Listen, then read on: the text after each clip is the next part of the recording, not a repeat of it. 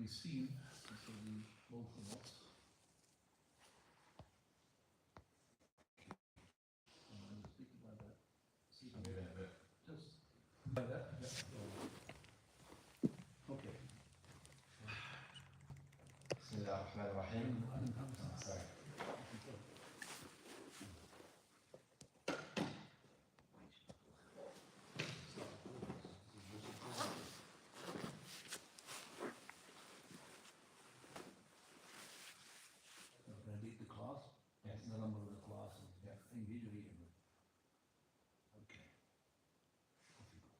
Bismillah ar-Rahman ar-Rahim. Alhamdulillah, wassalatu wassalamu ala rasulillah wa ala alihi wa sahbihi ajma'in. Allahumma ighfir lana wa li shaykhina wa lil hadirin wa lil muslimin ajma'in. Jazakumullah khair for joining us. Today is the 9th of Rabi' al-Awwal, which corresponds to 12th of September. This is the 14th class of Sifat Salat An-Nabi sallallahu alayhi wa sallam, led by Sheikh Suhayb. And we left off at section 7 of the Witr Salah. He sallallahu alayhi wa sallam used to recite Sabbih isma rabbika al-a'la in the first rak'ah, Qul ya ayyuhal kafirun in the second rak'ah, and Qul huwallahu ahad in the third rak'ah. Sometimes he sallallahu alayhi wa sallam would add on to the last one, Qul a'udhu bi rabbil falaq and Qul a'udhu bi rabbin nas. That's it. Bismillah ar-Rahman ar-Rahim. Alhamdulillah. والصلاة والسلام على رسول الله وعلى آله وصحبه ومن والاه. As we have heard, we'll be starting from Salat al-Witr. Witr or al-Watr, both correct. So when we recite wa-shafi wal-Witr or wa-shafi wal-Watr, both recitations correct. Witr al-Watr in Arabic linguistically meaning odd. Witr, odd. And here, Salat al-Witr, it could be one of the two meanings, religiously. Etymology means either that the prayer of the Prophet ﷺ, which is all of it, and which ends up with one rak'ah. So sometimes you pray 7 rak'ah, sometimes you pray 9 rak'ah, sometimes you pray 11 rak'ah. And he said, if he wishes, a person may pray 5 rak'ah. If he wishes, he may pray 3 rak'ah. If he wishes, he will pray one rak'ah. So that's called Salat al-Witr. But what is meant here is actually the ones which is the odd one, meaning it is talking about the 3 rak'ah in the last of those witr. So he's not talking about it when it's 5 or it's 7 or it's 9 or it's 11 rak'ah. No, he's talking about the last 3. Because we know that the prayer of the night of the Prophet has a number of names. And all of them, all of them, they are indicating one type of prayer. It's not like there is witr and there is salat al-layl, or there is salat al-layl and there is tahajjud. It's all of it one. So don't be confused when the Prophet said, when Aisha said, if he never increased more than 11, and another version 13 rak'ah, that's including his tahajjud, including his qiyam, including salat al-layl, including whatever you want to call it. And Ramadan is called tarawih. Maximum was 11, and consolation said 13 with the 2 sunnah before, or it could be the 2 sunnah of the Fajr, so 11 rak'ah. As from the saying of the Prophet of Allah, he said the minimum of the witr is 1. And as from the action of the Prophet how many, and what was the minimum number the Prophet had prayed? Anybody tell me? From the action of the Prophet, let's say including the one who's online. Anybody wants to tell me? Who can tell me what is the minimum that the Prophet ﷺ had prayed from his action? Nobody's online and nobody here. Right. From the action of the Prophet ﷺ is 7 rak'ah. The minimum that the Prophet ﷺ prayed is 7 rak'ah. As from his saying, you could say he could pray 1 rak'ah. So we're going to discuss now what did the Prophet ﷺ recite in those 3 rak'ah. He says, once he saw Allah. I haven't finished. I'll give you, don't panic. I will give you just to start. I haven't given you explain anything yet. Take it easy. كان صلى الله عليه وسلم يقرأ في الركعة الأولى. Prophet ﷺ used to recite in the first rak'ah Surah Al-A'la. سبح اسم ربك الأعلى. The surah is named by the word A'la or by the first verse of it. Sometimes the Prophet said, for example, the Surah Al-Hakum al-Takathur, Surah Al-Hakum, أرأيت الذي يكذب بالدين, Surah Al-Din, أرأيت, Surah Al-Ma'un, أرأيت. It's got many names as well. So, سبح اسم ربك الأعلى, the second rak'ah, قل يا أيها الكافرون, the third rak'ah, قل هو الله أحد. So that's the norm that the Prophet used to recite. But is it all the time? Or there's sometimes the Prophet would recite something else? We're going to see that. Sometimes he says that in the last rak'ah he would add to قل هو الله أحد the following two surahs which are at the end of the قل أعوذ بالفلق, Surah Al-Falaq, and قل أعوذ برب الناس, which is Surah An-Nas. So this is how the Prophet ﷺ would recite the 3 rak'ah normally, but sometimes he would make it differently. So either he would say سبح اسم ربك الأعلى first rak'ah, second rak'ah قل يا أيها الكافرون, third rak'ah قل هو الله أحد, or قل هو الله أحد added to it قل أعوذ بالفلق, قل أعوذ برب الناس. Now go to the following sentence, which is once he sallallahu alayhi wa sallam recited 100 ayat from An-Nisa in the rak'ah of witr. okay. So the Prophet he said once, and it's not the norm. Once that he recited in the witr 100 ayat from Surah An-Nisa. 100 ayat from that last rak'ah, rak'ah al-witr, the last rak'ah of the 3. He recited 100 ayat from Surah An-Nisa. Right. Now we want to see what is the hadith that had narrated this. This hadith is from hadith of Abu Musa al-Ash'ari radiallahu anhu, who had narrated it from him, Abu Mijlis. He said that Abu Musa, Mijlis, he said Abu Musa, he was traveling between Mecca and Medina, and he prayed the Isha 2 rak'ah because he was traveling. And then he stood up after he finished the Isha. He prayed the prayer of the witr, in which he recited 100 verses from Surah An-Nisa. So after he prayed the Isha, he prayed the witr, and he recited 100 verses from An-Nisa. Then he said, ما ألوت أن أضع قدمي حيث وضع رسول الله صلى الله عليه وسلم قدمه. I'm not going to be falling short if I had put my feet in the position where the Prophet of Allah had put his feet. That means he was king when he stopped for traveling, to stop where the Prophet of Allah had stopped, when he camped. Then he said also to recite what the Prophet ﷺ had recited.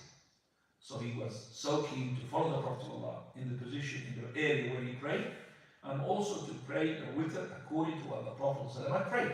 So this is documented to us that the Prophet of Allah had prayed rak'at al-witr with 100 verses from the Nisa. That tells us a lot of things. Number one, that the Prophet of Allah does not abandon the salat al-witr even using the journey.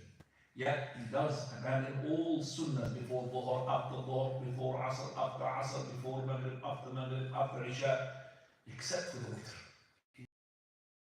Some that tells us that the Prophet ﷺ, he would, that is, pray the witr just like the 2 sunnah of the Fajr.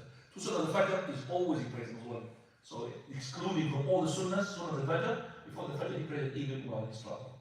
So that's number one. Number two, it tells us that the Quran can be recited not in the order, because if he had recited Surah An-Nisa, definitely he had recited in the 2 rak'ah before, or any rak'ah before something which is after the Nisa. Thirdly, that he had, looks like he had made 1 rak'ah. So in the person in rak'ah, which is the person which is Abu Musa al-Ash'ari, that tells us that the Prophet ﷺ, he had prayed, but when we said less than 7, that's what according to the Sahaba. But here Abu Mijlas narrates for us that Abu Musa, he prayed a rak'ah. He prayed the rak'ah al-witr. Now did Abu Musa al-Ash'ari copy the Prophet of Allah that he prayed 1 rak'ah? Or he just was praying the 1 rak'ah?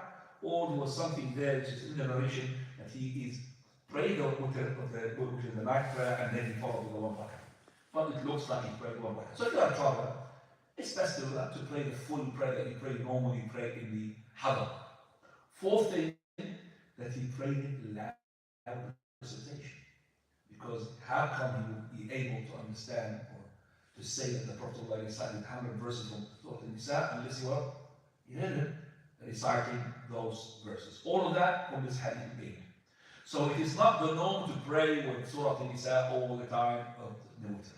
It's not from the norm. It's from the norm to recite سبح اسم ربك الأعلى قل يا أيها الكافرون and قل هو الله, the 3 rak'ah.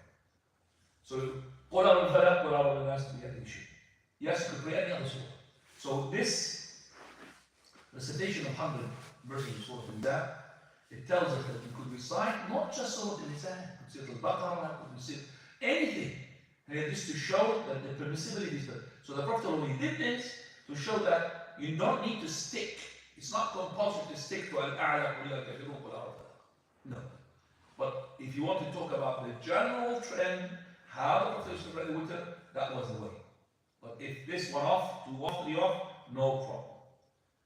Then we come to the following. He says, He sallallahu alayhi wa sallam used to pray 2 rak'ah after praying the witr, in which he used to recite إِذَا زُلْزِلَتِ الْأَرْضُ زِلْزَالَهَا and قُلْ يَا أَيُّهَا الْكَافِرُونَ. you heard what he said? Read it again. He sallallahu alayhi wa sallam used to pray 2 rak'ah after praying the witr, in which he used to recite. He used to. No. He asked, the transition should be asked for the 2 rak'ah after witr. He did not say he used to. As for the 2 rak'ah after witr, he used to recite into them. But he did not used to recite to do 2 rak'ah after witr. You understand? Yeah. So that means there is occasions where the Prophet of Allah, he prayed 2 rak'ah after what? The witr. But he's not, he used to. But when he does this 2 rak'ah, he used to recite Az-Zalzala and Al-Kafirun. These 2 rak'ah. We need to discuss this very importantly. The reason behind this, though, we know. First of all, these 2 rak'ah, are they confirmed? Yes, from Hadith in Sahih Imam Muslim. These confirmed from Aisha radiallahu anha. She said that the Prophet sallallahu alayhi wa sallam, when he wanted to pray his night prayer, he would pray and he would do 2, 4, 6, 7, and then 7 rak'ah, and he would sit down on the 8th rak'ah, and he would then after that get up, he would pray the 9th rak'ah, and then he would, after that, he would pray 2 rak'ah after the 9, which is the 9 is the witr. After the 9, he would recite 2 rak'ah sitting down. Now, why did he sit down? Well, it's allowed to sit down because of ultra. But there is a reason here, because this hadith was more explained as well. And this hadith can be seen that from the Prophet sallallahu alaihi wasallam, which is in Sifat Salat An-Nabi of Sheikh Al-Albani, 1993, with the authority of Thawban. He said, كنا مع النبي صلى الله عليه وسلم في سفر. We were with the Prophet صلى الله عليه وسلم on a journey. He said, the Prophet of Allah, إن هذا السفر جهد. Then this journey has a lot of hardship in it. And وثقة, heavy. A person cannot, for example, pray as comfortably as he would be at home. فإذا أوتر أحدكم, if the person had made his witr while he's in the journey, فليركع ركعتين, let him do 2 rak'ah after the witr. فإن استيقظ, if he's to wake up, then he would pray. وإلا كانت له, otherwise these 2 rak'ah, they will be accounted for him. Meaning that these 2 rak'ah will suffice you for a number of issues, maybe for Salat Al-Duha.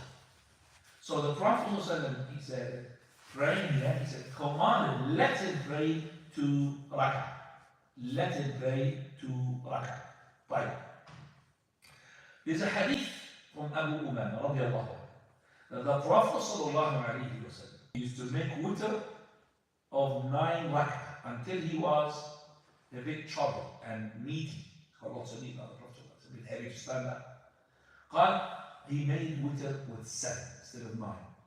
And he prayed the 7, the following. He prayed all the way to the 6th, the tashahhud, and then he stood up for the 7th, tashahhud, and then salutation. Then he prayed 2 rak'ah while he was sitting. He recited in them as and Ayyuha al-Kafirun. This is the hadith that we are learning just now. As in the riwayah of Abu Ghalib, he says he used to pray this 2 rak'ah after the witr. So again, what he recited as for the 2 rak'ah after the witr, he used to recite in the Zalzal al-Ard, Zuzir al-Ard wa ila wa al-Kafirun. This is hadith of Hadith Abi Umama, and the Prophet used to make witr with 9 when he became meaty and he wasn't really, it was not as agile as fit. He made witr of 7 and then he prayed 2 rak'ah while he was sitting. He recited Zalzal and al-Kafirun. Then another ritual would add, he recited the 2 rak'ah after the witr. Right. How can we synchronize here when we have a clear hadith of the Prophet ﷺ where he says, اجعلوا آخر صلاتكم بالليل وترا. Like the last prayer of yours in the night is to be the witr. Here we have a footnote I would like to read it regarding this issue as the 2 rak'ah after the witr. So these 2 rak'ah have been confirmed by the Sheikh Al-Albani. He says, the 2 rak'ah prayed after witr are proven authentic as established in the hadith in Sahih Muslim and others. However, this report does not confirm the hadith of the Prophet ﷺ. It is not synchronized. That means it contradicts the hadith, what it says. Make the last of your prayer at night witr, which therefore scholars concluded different views after they reconciled the 2 reports. By the way, this hadith is in Bukhari and Muslim. Now, nevertheless, I have not managed to decide which view is the strongest, but the safest thing is to leave the 2 rak'ah in compliance with the command of the Prophet ﷺ, and Allah knows best. There's another continuation, isn't it? 100% continuation. Yes? Yeah. You should prepare. Okay. Right, as he says in Sheikh Al-Albani, he said that this hadith tells us that you should make last prayer during the night is witr. So he said that the scholars differ now how to synchronize with these 2, with this that the Prophet allowed you to pray 2 rak'ah, or so he prayed to both 2 rak'ah, and which is for his action, and the hadith which is the command. So he said, I believe that the best thing is 2 rak'ah. That was his first opinion. Then he changed it. But the end of the footnote, 148 to goes 149. so there's nothing there? Yeah, so after that, and then it just goes to Ahmad ibn Really? Yeah. That translation really is not correct. Okay. Let me add, because the translation is not correct. This is not the Usama, the Usama is the best one. Translation of whom is it's not Usama. It's not really, it's not, that's why it's missing a lot. Sheikh Al-Albani says, after that, I have managed to start on a hadith which is sahih, that commands us to do the 2 rak'ah. So here the command synchronizes with the action of the Prophet and it shows that if these 2 rak'ah are to be authentic and are mashru'atayn, that we could pray them. And now, as for the hadith which says, make your last prayer to be the witr, it could be now treated as istihbab. Amrun lil istihbab. It's a command as for recommendation. So here to synchronize between make the last prayer of yours during the night of the witr, and then Prophet Allah prayed 2 rak'ah, and then he will have here prayed, because the hadith prayed before he said, do you remember when the Albani said that the Prophet Allah was on the journey, and then he said that the person in trouble would be in hardship, so let the person, when he makes witr, to pray 2 rak'ah after that. So that's a command. So it makes it now, it is permissible to pray 2 rak'ah after the witr, but it is recommended to make your witr is the last of the prayer. So no problem to pray the 2 rak'ah, but not more than the 2 rak'ah. But now we come to another issue, and that is, we have a narration from Allah ibn Umar that he used to make the witr during the night. And then later on, he would wake up and make another rak'ah to make the witr as to be shafa too. And then he would add. Now this is from the action of Allah ibn Umar. He did not say that the Prophet of Allah used to do it. And this is based upon his understanding. That is, the Prophet of Allah, he said, make the last of your prayer in the night to be the what? The witr. So for this case, he made his witr and he thought he's not going to wake up maybe during the fajr, before the fajr. So before the fajr, he woke up, and what he did, because he understands the witr to be the last thing, so he made a rak'ah to make another rak'ah on its own, to make the rak'ah that he finished before he slept, to be making 2 now. And then he added more prayer, and then another witr. That is from the action of Ibn Umar, and it's not being raised to the Prophet ﷺ, so we leave that, we can't make, because the Prophet ﷺ said, لا وتران في ليلة. There should be no two witr in the night. That's why nobody had made another rak'ah to make it shafa. I see this to be done by some of the brothers in Ramadan. When the Imam finishes witr, Assalamu alaikum wa rahmatullah, they stand up to make what? Another rak'ah. You see them. So many people do that because they want to pray later on during maybe for the Hajj or so they want to make the last one. We say to them, first of all, that the Prophet ﷺ said, he who prays with the Imam until he's finished, it's like he prayed the whole of the night. So you're never going to gain the same reward even if you pray the whole night until you finish with the Imam. So if you did not say salutation with the Imam, you haven't finished with the Imam. You finish with yourself. So pray till the Imam is finished, and that will account for you that you prayed the whole of the night. That's number one. Number two, well, if you insisted to pray more, you don't need to make this witr to be two. Just make a witr because you're allowed to pray what? 2 rak'ah for the witr. So that makes it as well better for you. Now we're coming to the prayer of the Jumu'ah. Salat al-Jumu'ah. He sallallahu alayhi wa sallam used to sometimes recite al-Jumu'ah in the first rak'ah and al-Munafiqun in the second rak'ah. At other times, he sallallahu alayhi wa sallam used to recite al-Ghashiyah in the second rak'ah. Or sometimes he sallallahu alayhi wa sallam used to recite Sabbih isma rabbika al-a'la in the first rak'ah and Hal ataka hadith al-Ghashiyah in the second rak'ah. Right.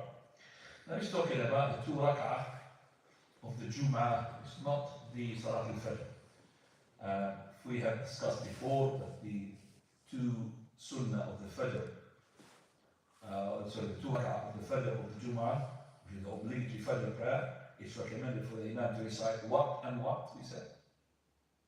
No? You don't mean that. What you recite in this Jumu'ah, Fajr. As-Sajda, the second one. And so 2 surahs. And we said before, I remember saying, emphasizing that you're not supposed to pray, to recite a portion of the surah, a portion. You could recite another surah if you wish. But it's not, you're not supposed to recite a portion of Insan, and a portion of Sajda, and a portion from the Dahl Insan. You can't do that. Either you recite all of them, or you recite something else. Because this is what the Imam they do in our country. They recite 1 page from the Tanzil Sajda, and 1 page from Surah Al-Dahl. Right. Now we come into the 2 rak'ah of the Jumu'ah itself. He's saying the Prophet ﷺ, sometimes he would recite in the first rak'ah Surah Al-Jumu'ah, and the second rak'ah Al-Munafiqun. That's one version. Then sometimes he would exchange the Al-Munafiqun to Al-Ghashiyah. So the second type, he recited in the first rak'ah Al-Jumu'ah, and the second rak'ah Surah what? Al-Ghashiyah. Again, one time he would recite Al-Jumu'ah, second rak'ah Al-Munafiqun. One time he would recite Al-Jumu'ah, but he would recite instead of Al-Munafiqun what? Hal ataka hadith al-Ghashiyah. There's a third version as well, when the Prophet he would recite Al-A'la, first rak'ah, and second rak'ah Al-Ghashiyah. Most of the Imams, 90% of the Imams, which one did you do? The third one, isn't it? Al-A'la and Al-Ghashiyah. Very, very fine, some people reciting Al-Jumu'ah and Al-Munafiqun. I have been behind some Imams who do that, but very rare. So, Al-A'la, Al-Ghashiyah, that's one version. Al-Jumu'ah, Al-Munafiqun, one version. Al-Jumu'ah, Al-Ghashiyah, third version. Can the person recite something else apart from them? Well, this is the sunnah to recite this, but it doesn't mean that it's not allowed to recite other than these surahs. But what is very important to know, that it's not from the sunnah to keep reciting all the time, Sabbih isma rabbika al-a'la. That's not from the sunnah. So insisting to pray with Sabbih isma rabbika al-a'la and al-Ghashiyah, that's not from the sunnah. That's against the sunnah. So you have to alternate. Sometimes the Jumu'ah, you don't recite the Jumu'ah, anything else. Al-Jumu'ah, Al-Munafiqun, but not something all the time. Because some people stuck to this. Every Jumu'ah you find Al-A'la and Al-Ghashiyah. You actually recite something else. Okay, there's a narration from Bint al-Harith radiallahu anha, that she had said that I have memorized Surah Qaf from the Prophet ﷺ because he used to recite it almost every Jumu'ah. Qaf, that's what it's called. Definitely. Because the Prophet ﷺ, in the hadith, he said, من كثرة ما يخطب بها. So many times that he would recite this surah while he's making the khutbah. So, is it from the sunnah just to keep the surah, to recite the surah, nothing else? Well, ya akhwan, we know that the Prophet of Allah used to start with khutbah al-hajj, in Alhamdulillah. So that's not qaf, is it? And then after that, he would recite qaf, but it has to be along with some what? Interpretation, it's not just recitation. But can I use such qaf to my prayer? No problem. As long as it's not going to be the way that you recite the other surah that we have mentioned, Al-A'la, Al-Ghashiyah, Al-Munafiqun, Al-Jumu'ah. No problem. And I used to pray in the masjid, where Sheikh Al-Albani used to pray. And this person who's leading the prayer, he was as well from the student of knowledge. And he used to recite so many times, I've heard him, which is Surah Qaf. Especially from وَلَقَدْ خَلَقَنَا الْإِنسَانَ. The reason behind this surah contains a lot of things, which to do with reminding the person of what he is and what he's going to go to and the day of resurrection. That's why it is Surah Qaf. So we said now, we started with the fact, سَبِّحِ اسْمَ رَبِّكَ الْأَعْلَى وَالْغَاشِيَ all the time is not correct. Yes, most of the time, yes, but not all the time. Reciting verses which are suitable to the core of the khutbah, that means the subject of the khutbah. You're talking about riba, and then you start reciting يَا أَيُّهَا الَّذِينَ آمَنُوا اتَّقُوا اللَّهَ وَذَرُوا مَا بَقِيَ مِنَ الرِّبَا إِن كُنتُم مُؤْمِنِينَ, so on and so forth. That's a bid'ah. Okay? To recite verses which are suitable to the khutbah of yours, that's not from the sunnah. Prophet doesn't do that. The Prophet doesn't do that. He would not recite a ayat which is suitable in the prayer of his to what the khutbah it was. But now we come into Salat al-Eid. Two Eid prayers. The Prophet ﷺ used to recite سَبِّحِ اسْمَ رَبِّكَ الْأَعْلَى in the first rak'ah and هَلْ أَتَاكَ حَدِيثُ الْغَاشِيَةِ in the second rak'ah. Or sometimes he ﷺ used to recite Al-Qaf and Al-Qamar. Right, Salat al-Eid. Well, how many times did the Prophet pray the Eid? We know that the prayer had been made compulsory from the second year of the Hijrah. And we know that the Prophet in the last year of his, which is when he made Hajj. He made Hajj, and it was in the year 9 after Hijrah. He made the Hajj. In the Hajj, he made the khutbah, Al-Eid, Al-Adha. In the Hajj. So, if we can count how many years he prayed, that's about 7 years. Multiplied by 2, 14 Eid prayers. Maximum. So the Prophet he used to recite, he said, sometimes, as he said, sometimes he would recite, Al-A'la wa hal ataka hadith.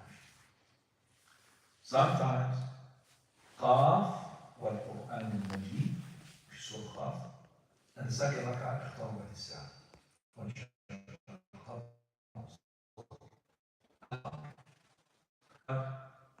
The person, because the Prophet prayed the Eid is limited, not like the prayer of the Jumu'ah. In this day of yours, 2 reasons combined. And he made Surah Al-A'la and Al-Ghashiyah. Right. Now, you know that the people, as there was the time of the Prophet the Eid prayer, you find people who never ever came to the prayer. They just come to the Eid. From one Eid to another Eid is what they pray. They don't pray anything else. So I would say, if you want to lead the prayer in Surah Qaf and Al-Qamar, you need to make sure that the people are prepared for that. Because if they're going to be sitting for you to listen to the khutbah, I would say don't really give them hardship at the beginning. You know that Al-Ghashiyah and Al-A'la both complete 2 pages, both together. Whereas Al-Qamar, Al-Qaf, 6 pages. So you multiply by 3 times. 3 times in terms of length. So if you can do that for them, maybe that's it for you, the khutbah. Maybe they're going to ever come again to the Eid prayer. So they're going to block them. So You have to train the people whom you are leading. So if most of the people come from the masjid and you know that they got used to you praying, mashallah, yes. So you have to be as well, very importantly, to know what to recite. Have you ever heard a prayer in the haram where Qaf was recited and Surah Qaf, Qaf and Qamar? Have you ever heard? I don't know myself. I was looking to the it's all A'la and Rashid, A'la and Rashid. Right, now we come to Salat Al-Janaza prayer. or Al-Jinaza, both is correct. The sunnah is to recite Al-Fatiha and another surah in it. Also, He sallallahu alayhi wa sallam will be silent for a while after the first takbir. طيب صلاة الجنازة what did the Prophet recite? First of all, he said the sunnah and يقرأ فيها الفاتحة بالكتاب. 5.1. Reciting Quran slowly and sorry.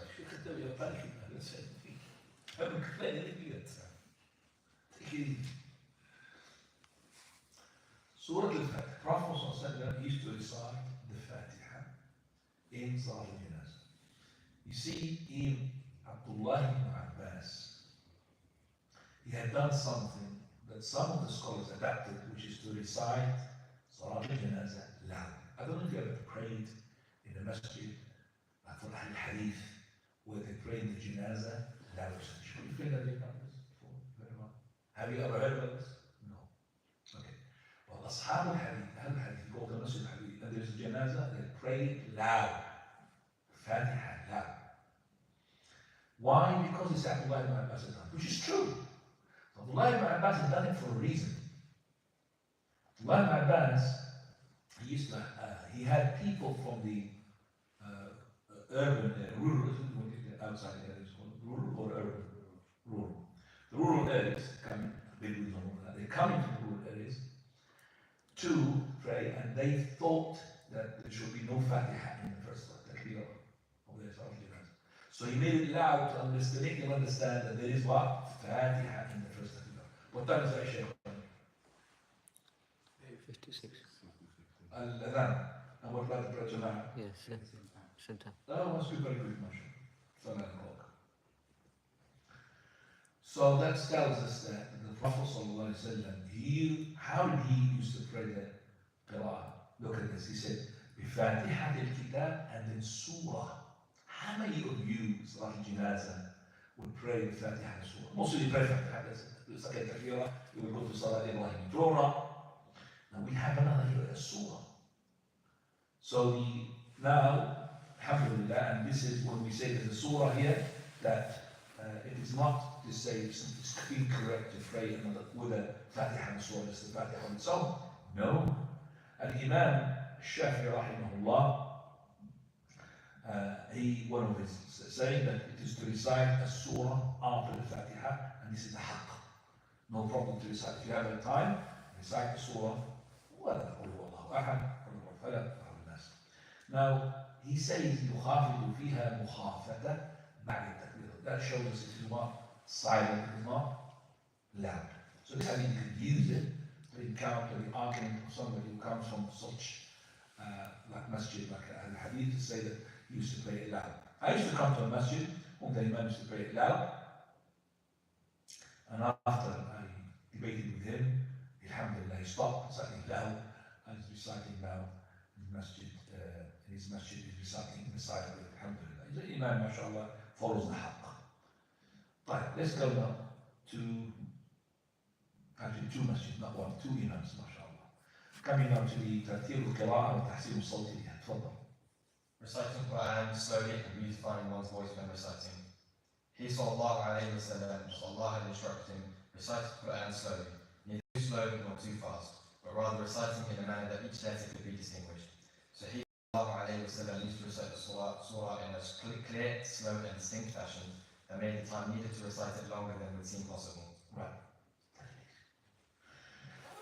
Right. The Prophet sallallahu alayhi wa sallam, he would do what Allah commanded him to do. وَرَتِّلِ الْقُرْآنَ تَرْتِيلًا. Make the Quran in a melody. ترتيل. لا هبلا ولا عجبا. It's not a newspaper that you're reading. It's not Alhamdulillah. This is a reading of a newspaper. You read whatever you like. But the words of Allah, so if you are saying Bismillah ar-Rahman ar-Rahim, I'm saying the words which Allah had said. Ar-Rahman ar-Rahim, Maliki yawmiddin, Iyyaka na'budu wa Iyyaka nasta'in. I'm reciting the words of Allah. So, he used to recite them with a melody. Now, that's in the prayer or in a competition. But if you are quoting the Quran, not reciting it, we say Allah subhanahu wa ta'ala, He had prohibited the riba, and He said, Ya ayyuha alladhina amanu ittaqu Allah wa dharu ma baqiya min al-riba, then you don't recite it with the melody. That's not from the Sunnah. So quotation from the Quran during your khutbah al-Jumu'ah, during your speech or lecture, you should not recite as some of those you've seen them. Allah musta'an. They attract people with their nice voices. Soon as we become, the lecture is maybe is empty of knowledge, but how do they beautify it? When they start singing. When they start singing the Quran in a way which is, that's when you will start listening. But actually his speech is empty. Nothing, there's no knowledge there. He just captured you with the one, and that's not from the Sunnah. If you want to quote from the ayat in the Quran, you quote it with no melody. And when you recite the Quran, whether in the prayer or outside the prayer, for recitation, then you recite وَرَتِّلِ الْقُرْآنَ تَرْتِيلًا. He says قِرَاءَةً مُفَسَّرًا حَرْفًا حَرْفًا. That means you could hear the articulation.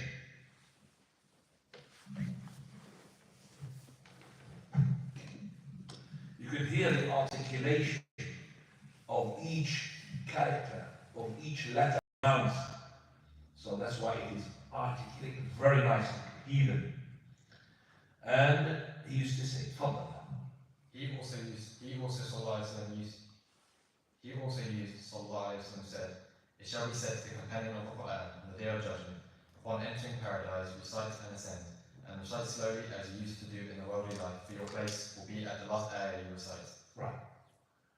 So the Prophet ﷺ, he said, on the day of resurrection, when he's in Jannah, it will be said to the person who is the reciter of the Quran, Iqra, recite, Wartaqi, and elevate, Warattil, and recite in the melody, كما كنت ترتل في الدنيا, just like you used to recite the melody in the dunya. For verily, your place, your rank, is according to the last ayah that you used to recite in the dunya.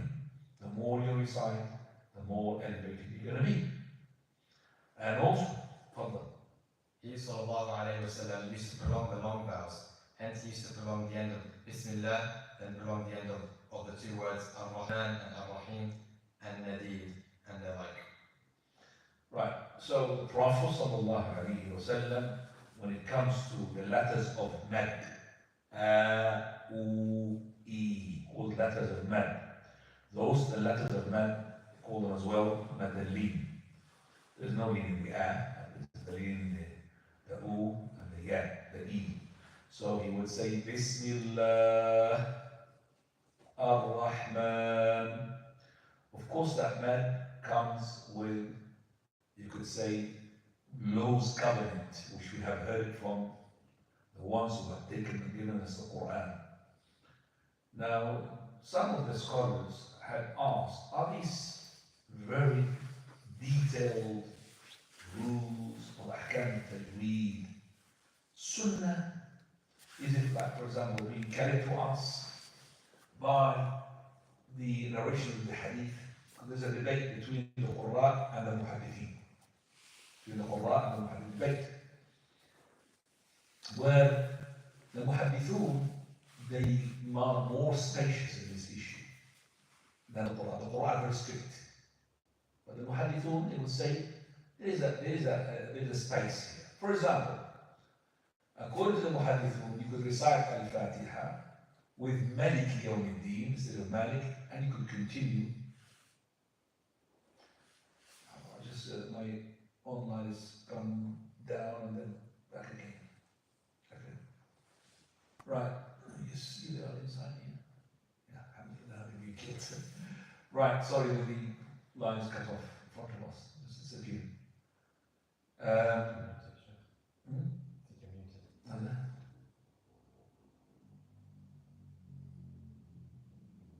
Was that unmuted before or just now? Just now, yeah? Ahmad, was that unmuted before?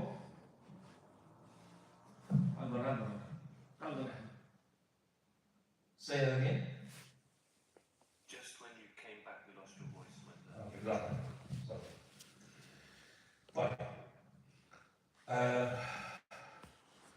So the Kalam Tajweed, and the Muhaddithun, they say Maliki, you could read Maliki and continue with reciting Hafs. No problem about that. Whereas the Muqarra, they say, no, Maliki can't go with Hafs and Asim. It has to go with another recitation like Wash. Okay? And that, as I said, is the debate between the Qurra and the Muhaddithun. I would say definitely the articulation of the letters are there, because the Prophet was like harf and harf, and the Arabs, they used to send the children to the rural areas away from the city in order to learn how to speak Arabic, including the Prophet himself. He was sent, okay, straight away from Mecca to the rural areas outside Mecca, in order to be what? Learning this proper Fusha, eloquency of the language. And the Prophet ﷺ, he stayed for a long time there. He stayed for a long time. The Prophet ﷺ, he had 2 years and 2 years extension, and almost had another 2 years. Another 2 years. But the Halima, she was really scared of him, so she sent him back. So she wanted the Prophet ﷺ for more longer. So because of that, a child will pick up a proper accent, and that's why the Arab, when they speak eloquently. Not all the Arabs, of course. Now these dialects are coming. So articulation, the scholars of linguistic of Arabic language, they have tasted, you know, they taste sweets, they've tasted the letter, and then they made points of articulation to help you to pronounce the letter. Where does the Dad come from? Where does the Ta come from? Where does the Ra come from? So delicate. The Ra and the Lam, where it hits the tongue, how the difference between the distance between the top of the mouth, here, where does it touch, the sea, where the tongue should be. Jazakallah khair. But when it comes now, how to show your mouth and all of that, the scholars said that's extreme. Well, I would say you stick with what the Quran do, and as long as your articulation is correct, and as long as you get because the Arabs very focus upon as well the Ra's and the Idghams. So when it comes to may with a nun and a ya, that's a normal way of Idgham, merging the nun into the ya. May yaqul, may ya'rif, may. You don't say man ya, you don't say that. So that's how the Idgham came as well, merging. But coming back here to what the author had said, he said, وَكَانَ يَمُدُّ الْحُرُوفِ, and then he said, وَكَانَ يَقِفُ عَلَى رُؤُوسِ الْأَحْفَظِ. He sallallahu alayhi wa sallam used to pause at the end of each ayah as stated previously. So he did, normally, this is the case, the Prophet said, Alhamdulillah Rabbil Alameen, pause. Ar-Rahman Ar-Rahim, pause. Maliki Yawmiddin, pause. So we will not say Alhamdulillah Rabbil Alameen, Ar-Rahman Ar-Rahim, Maliki Yawmiddin, Iyaka na'budu wa iyaka nasta'in, ihdina as-sirat. He didn't say that. But am I allowed to do two verses together? No problem. As long as you're doing it in a way that is not really too fast, that the people can hear what you say. But it is the best is to recite one verse, one verse. One verse, one verse. And there is also the Ahkam al-Tajweed, Ahkam al-Ibtida, Ahkam al-Intiha, how to start and how to finish. All these are very important. The most important thing in the Tajweed is when to start. And if you stop, can you start after that or you can't? Oof, that's the most important. It's more important than all other things. Because you're going to mix up things which are not correct. You're going to be doing it not rightly. If you made a wrong start, you have ruined the meaning that the ayah is talking about. Stop here, inshallah. I'm going to stop here and then we'll give the time for questions and answers. If you have any questions you haven't heard, how many minutes you got there before? 46 minutes. 46 minutes, that's good enough, inshallah. So we have another, because the Tajweed is going to be long, it's not going to be finishing. So Now, if you have any questions regarding what that, otherwise I'm going to go back to recite. Just don't take it away. And warning. تفضل يا زهرة.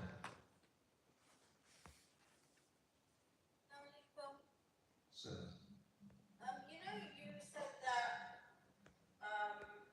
on the day in Jannah you'll be asked to recite and stop at the ayah where you finished. What does that last bit mean? What ayah you finished on? the scholars differ about this. Is it the ayah that you recite or the ayah you memorize? So, is it the ayah that you recite or the ayah you memorize? Wallahu a'lam, it's the ayah that you memorize. Now, any other questions? طيب. No question? Continue. Have a question? Go ahead. It's regarding when the Jum'ah and the Eid coincide on the same day. Are they both compulsory on the same day? To attend the Jum'ah Salah and the Eid Salah? So the question is that if we had the Eid synchronizing with the day of Jumu'ah, does that mean if I came to the Eid, do I need to come to the Jumu'ah? First of all, let's establish the Eid prayer in terms of its rule. Is it compulsory or recommended? Because it differs among scholars.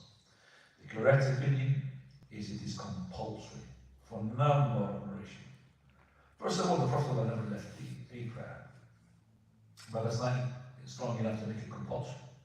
But the Prophet said that according to Ummah, he said, Amarana Rasulullah, the Prophet he commanded us to bring up to us with us the Eid al-Huyya, that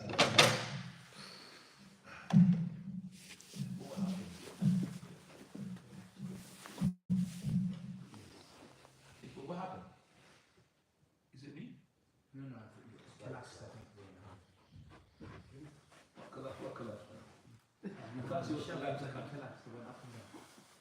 How did it collapse? I think you put it with the book. The book, I didn't see it. Book is far. That's a gin. I don't want to say it. Bismillah. Okay. I think that was too far. Okay. Right. I think when I touched the back and forth, remember? Wow. Wait. What did I say? What was the last thing? You forgot. Jum'ah and Eid Salah. And Eid Salah, if it's on the same day. So we said, what is the opinion regarding the Eid prayer itself? Could be compulsory? It says compulsory, because the Prophet commanded even the women who are on their menses to come to the Eid, but they don't pray.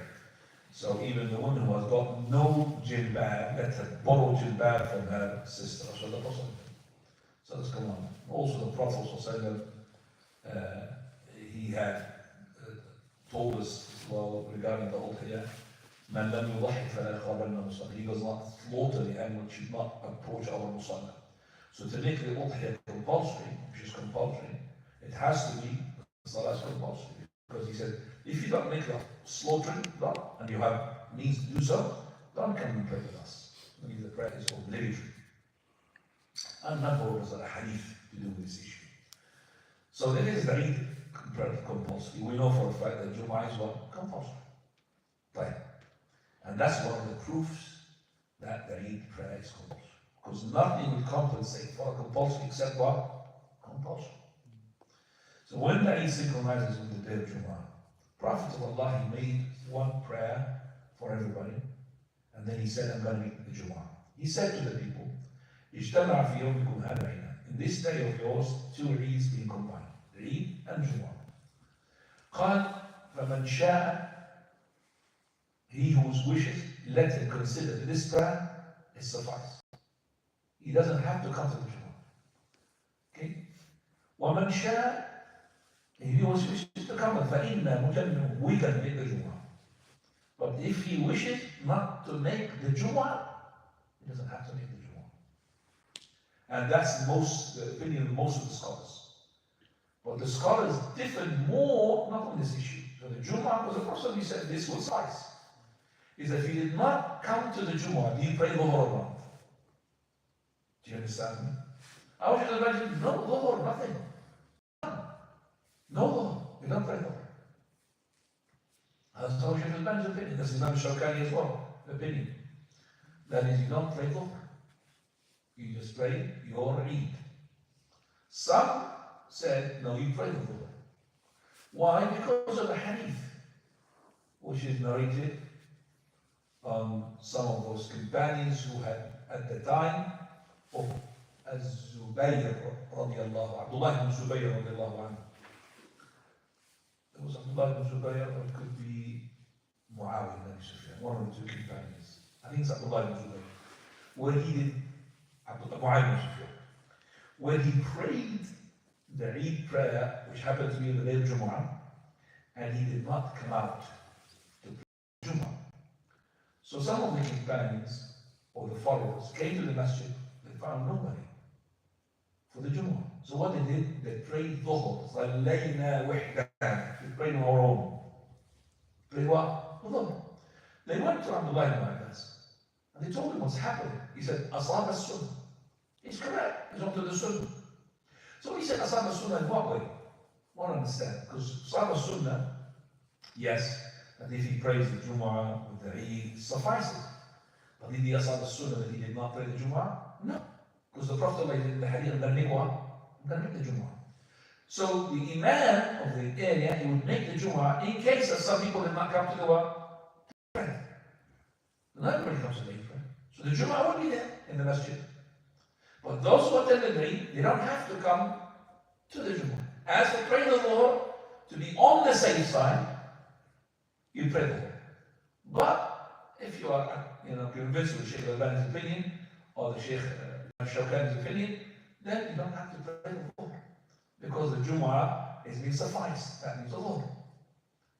Okay? The reason I'm saying this, because of, as I said, this hadith, and by the way, that day is a Jumu'ah, but now because the Eid is overpowering. Because it's overpowering, it turns not to a Jumu'ah. So there's a Dhuhr prayer now, not a Jumu'ah prayer.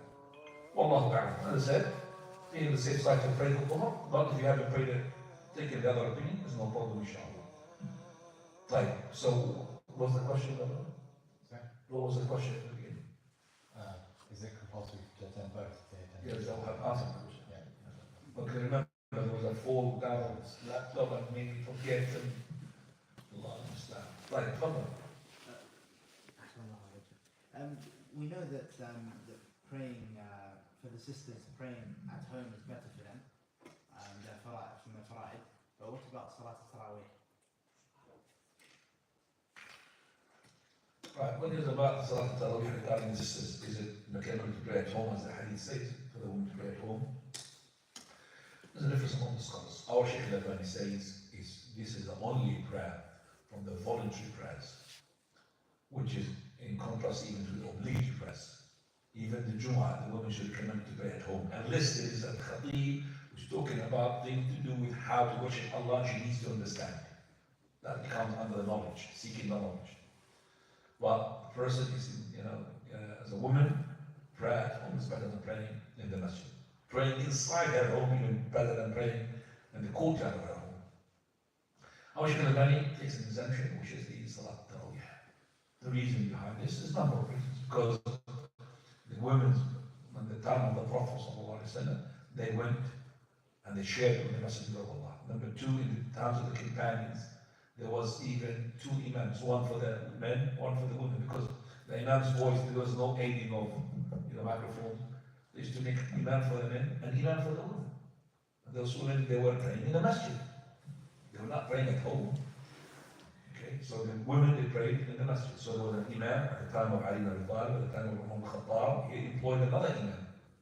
At the time of Umar al-Khattab, there was an Ubay ibn Ka'b, there was an imam. Tamim al-Dari was an imam. Ali ibn Abi Talib was the imam for the women. Wallahu a'lam. Now, so the prayer of the Tarawih, and we can't deprive them because the Tarawih is different. It's because the prayer at the masjid is the one that is being the Prophet said, he who prays with the imam in the masjid and finishes with him, he has like prayed the whole of the night. Now, if we come to the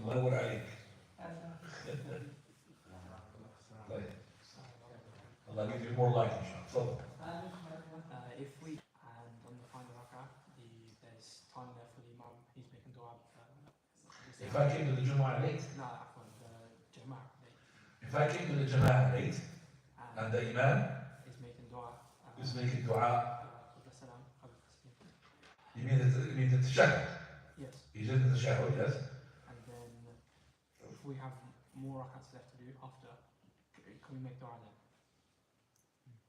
So the Imam, you mean the middle tashahhud? No, the last one. So he's one of the last tashahhud. Yes, he's making dua. Yes. He's making tashahhud. Yeah. Tahiyyat and the dua of tashahhud. Before salutation. Yes, Yes. after salutation. Oh, he finished the prayer then. After salutation before the salam. After the salutation, how can it be? Can you, Allah after salutation, salam alaikum. salutation upon Rasulullah means in You know, salutation in the prayer, it means salam alaikum wa rahmatullah, salam alaikum wa rahmatullah. That's salutation. Oh, okay. Salam. You see? There's only been confusing after the salah. Okay. After the tashahhud, salah Ibrahimiyya, he is before salutation, before the sleep. Yes. Okay, go on. And the imam is making dua. Okay, who said he's in the tashahhud? Yes, and we have more rakats left to pray.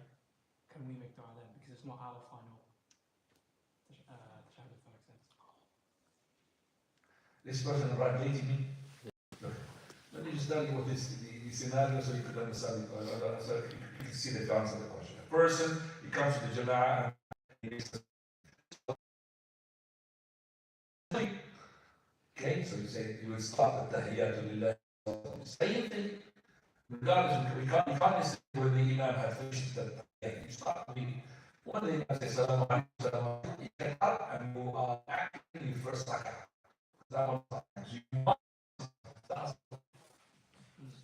Should you complete the entire tashahhud, Salat Ibrahimiyya, and all the way to the end with the Imam? And The Imam is finished. He's finished. I stand up. I don't finish with him. So the Imam is doing tahiyyat. I don't understand the question. It's my question. All right. Did you want to? I was going to ask. So some people ask, we have somebody. It's not their question anyway. It's my. If a person, he had joined the Imam in the tashahhud, and the Imam, he had said salam, I don't need to finish my tashahhud. Okay, I get up because the Imam is finished now. I have to get up to do the prayer. What I did here to follow the Imam is because he's in that position. Okay, he's in that position. So I don't finish the tahiyyat or because you are starting your prayer from the beginning. That tashahhud is just zikr. I'm following the Imam. When the Imam is finished, I don't follow him. That's it. Okay. That's not the question? No. Not quite. So it's not even if we It's not your question. even if we like joined after one rak'ah, we finished Tahiyyat Salat An-Nabi and we still have time. Can we make dua then, even though it's not our last rak'ah? I think I'm asking the question. I don't know what. Can you just retype this question? Is it the same as the question or not? Are you asking where if you're in the last rak'ah, the Imam's in the last rak'ah, you join, you've made the kabira to ihram, like I said, sit down, and then are you saying if the Imam has finished his tashahhud entire and he's at the point of making dua, is that when you make to finish the tashahhud?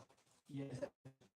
I think the Shaykh said because you don't need to finish the tashahhud, you stand up and continue. No. At the beginning of he's on at the beginning. So he's doing the rakat halfway through. He's gone down the sujood and then he's doing the tahiyyat at the end, the full tahiyyat, the full Salat Ibrahimiyya, and then he's asking, do you make dua? Why? He's starting He said the last tashahhud doesn't the matter. whole. No, so you joined. You cannot usually say that it doesn't matter. It doesn't matter because the first tashahhud is still with the Imam. No, it's like if you missed one rak'ah or 3 rak'ahs, it's already so if you've got rak'ahs left to do after the Imam was finished, you can it is came all the stuff. So if the Imam is in that position, but we're not in that position, so we've, for example, our third rak'ah, second rak'ah, or first rak'ah, and we have time to make dua, but it's not. Is it allowed to go? Sheikh, I've answered the question, but you don't want to accept the answer. I said to you, Akhi, if you join the Imam in the tashahhud, you sit down according to the time where he is going to be making his salutation. Salutation means tasleem. Don't mix up with the salutation of the Prophet. So if the Imam said, Salaamu Alaikum, you are not supposed to sit because it's not for you to sit now. Because you are not to go to the first rak'ah, go to the third rak'ah, or the second rak'ah. You stand up, you understand? That's all. So I don't understand the question. Maybe it's my none of the brothers understood the question. I think I've got it now. Yeah. But I think if I ask the question, perhaps it will help you. I've got more questions to come here. Is it permissible to make dua in the first tashahhud?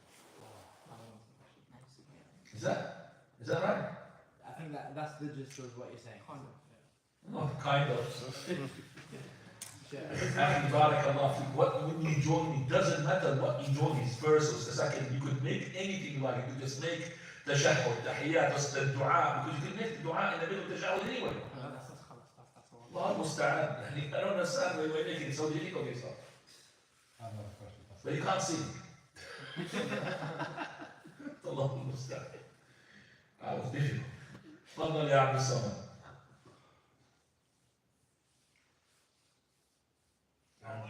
Salam alaikum. My question is regarding missing the Fajr prayer. If a person misses the Fajr prayer, should he still go to the masjid? Like, if he misses the congregation in the masjid, should he still go and pray after missing it, or should he just pray at home?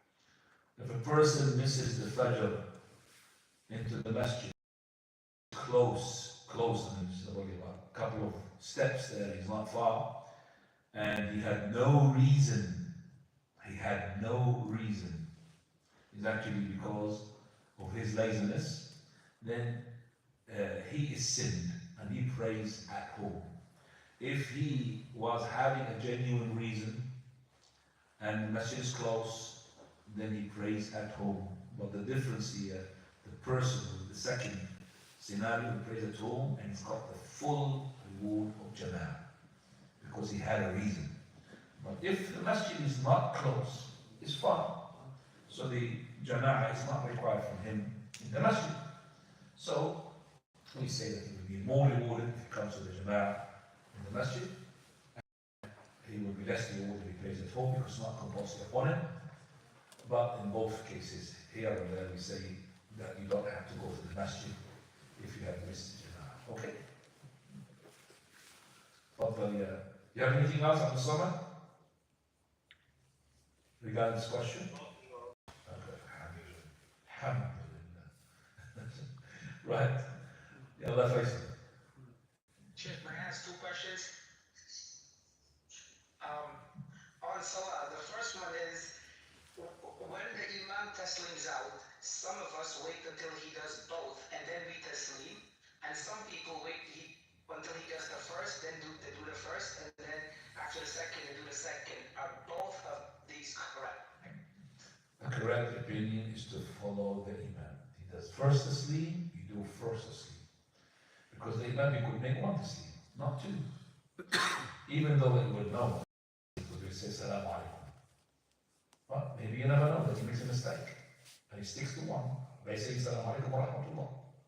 So next taslim, you make taslim. You don't wait for the second taslim. Second question. Between the sujood, where should the eyes be? On our finger or on the place of sujood? Between the sujood. In the sajda, we don't have a proof where you're going to put your eyes. We don't have a proof. But the ones before, when you make the shahud, you put your eyes under the finger when it moves. But in the sajda, we don't have any proof to say where you're going to put your eyes into. But in general, What would you recommend? it's not recommended in general is that the Prophet ﷺ would not have his eyes to be leaving the prostration place unless there is a reason. When he says, "Kana yalhaq," something passing, you look at a sheep or to pass between it, you would look at that just to prevent it, but not to pray like this. Some people pray like this, you look at the wall, and you might even smile with them, they smile back to you. Yeah, somebody done it. Yeah, lots of people do this. See, they're praying like this. And it's not a prayer. Let you pray. Put yourself down, focus, and you are with Allah subhanahu wa ta'ala. Now, Wallahu ta'ala a'lam, subhanahu wa ta'ala bihamdika, ashhadu an la ilaha illa anta, astaghfiruka wa atubu ilayk. The prayer is now.